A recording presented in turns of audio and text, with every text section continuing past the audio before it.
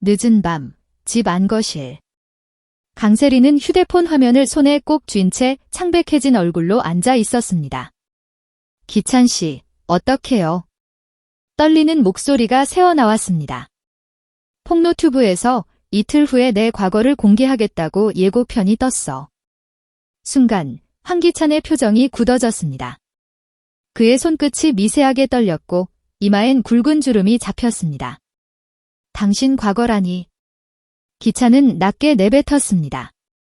더 퍼질 만한 과거라도 남아 있었어? 강세리는 고개를 깊숙이 떨구었습니다.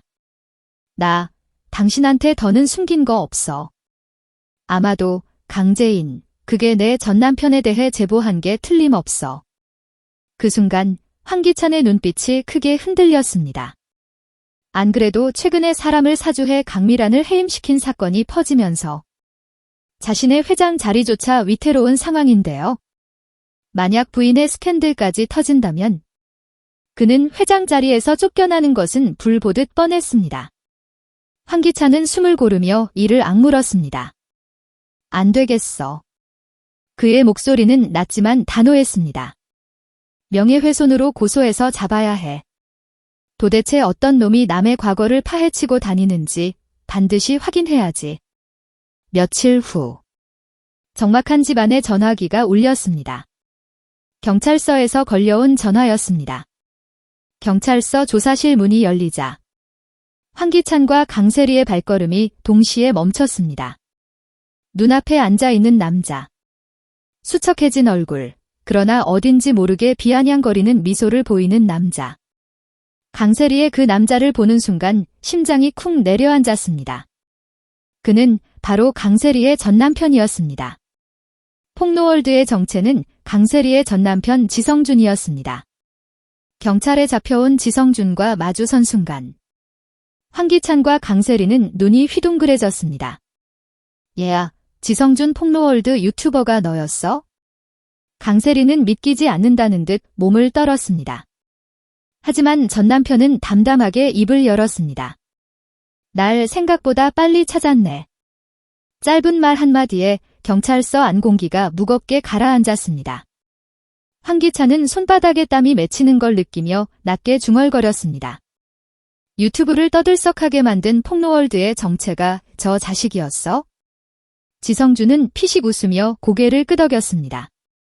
결혼 후에도 얼마 지나지 않아 넌 바람이 났고 결국 날 버리고 이혼을 요구했지? 그게 진짜 네 모습이야.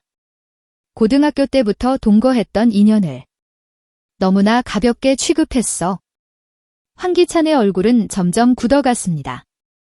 강세리의 과거를 들으며 치를 떨며 충격을 받았지만 동시에 그는 강세리의 과거가 소문나면 회장 자리까지 흔들릴 수 있다는 위기감을 느꼈습니다. 황기찬은 결국 차갑게 말을 꺼냈습니다. 좋아요. 내 아내는 과거를 청산하고 지금은 새 인생을 살고 있어요. 당신이 과거의 아픔에서 그토록 힘들었다면 보상을 하겠어요. 하지만 지성준은 고개를 저었습니다.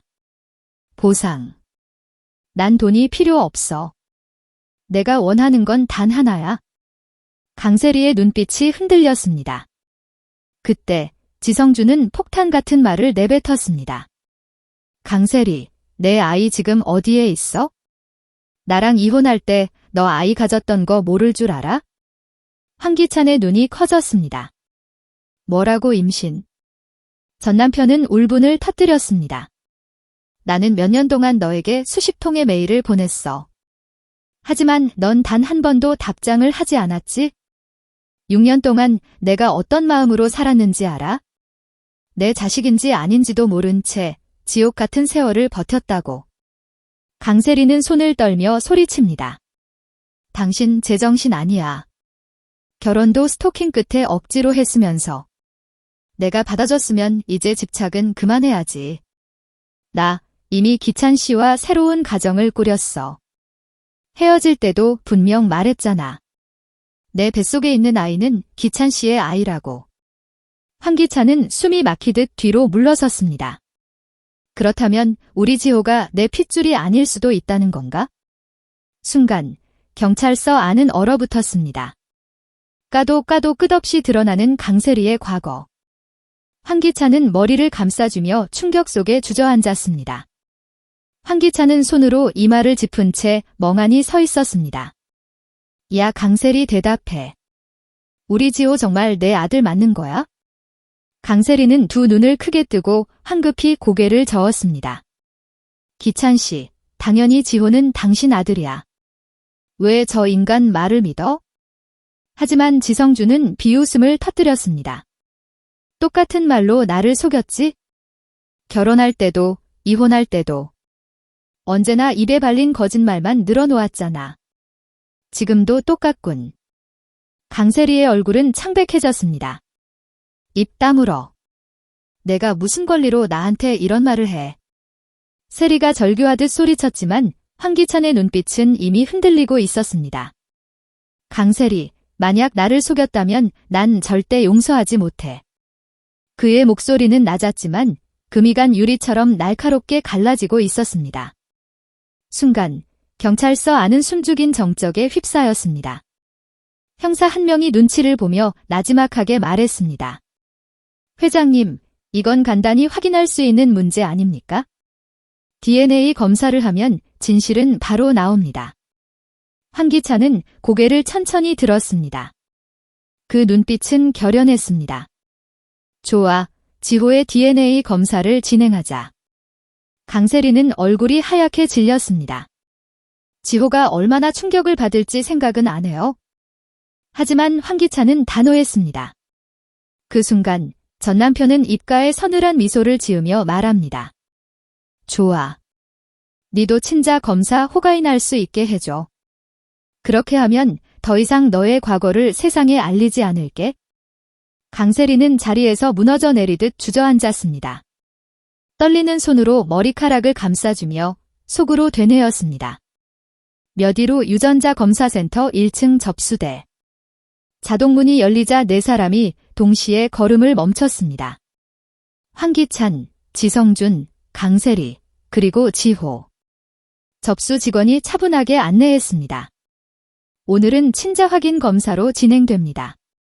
절차는 신분 확인, 동의서 서명, 채취, 봉인, 분석, 결과 통지 순서입니다. 직원은 각자 신분증을 확인했고 미성년자인 지호는 법정 대리인 동일안에 서명이 필요했습니다. 채취실. 멸균 포장된 면봉이 각각 3벌씩 놓였습니다. 채취 담당자가 설명했습니다. 볼 안쪽 구강 점막에서 세포를 채취합니다. 좌우 볼을 각각 30초 정도 문질러주고 동일 부위를 2번 더 채취해 총 3개를 확보합니다. 모두 건조 후 봉인합니다. 지호가 긴장한 손으로 의자 팔걸이를 꽉 잡았습니다. 아프지 않아요. 면봉으로 살짝 문지르는 정도예요. 담당자가 미소 지었습니다. 먼저 지호, 이어서 황기찬, 지성준 순서로 채취가 진행됐습니다. 각 시료엔 즉시 바코드가 부착되었고 채취자와 확인자의 서명이 기록되었습니다. 봉투는 훼손 방지 실로 밀봉되었습니다. 연구원은 단호하게 말했다. 48시간 후 결과가 나옵니다. 시간은 잔혹할 만큼 느리게 흘렀습니다. 결국 며칠 뒤 세 사람은 다시 연구소의 상담실에 마주 앉았습니다. 연구원이 봉투를 열고 차분히 결과를 읽어내려갔습니다. 검사 결과 황지호 군의 친부는 지성준 씨로 확인되었습니다. 순간 황기찬의 손에서 종이가 바닥으로 떨어졌습니다. 그는 멍하니 허공을 응시하다가 두 손으로 얼굴을 감쌌습니다. 거짓말이야? 이럴 리가 없어. 결국 이번 유전자 검사는 강세리와 황기찬의 가정을 돌이킬 수 없는 벼랑 끝으로 몰아넣었습니다. 황기찬은 진실을 받아들이는 순간 세리에게 마지막 믿음마저 산산이 부서져 버렸습니다. 이제 남은 건 이혼 절차뿐일 겁니다. 강세리는 여전히 발버둥치며 변명하겠지만 사람들의 눈총과 남겨진 기록들은 그녀를 더 옥죄겠죠. 그리고 이미 여러 차례 맞부딪혔던 노숙자. 이번엔 가만히 있지 않을 겁니다. 세리의 머리채를 잡아 흔들며 그동안의 악행을 하나하나 들춰낼 그 장면이 눈앞에 그려집니다. 이혼, 파멸, 그리고 망가진 자존심. 강세리에게는 이제 더 이상 숨을 구멍조차 남지 않은 듯합니다. 여왕의 집 다음 회가 기다려지신다면 구독, 좋아요도 꼭 부탁드립니다. 감사합니다.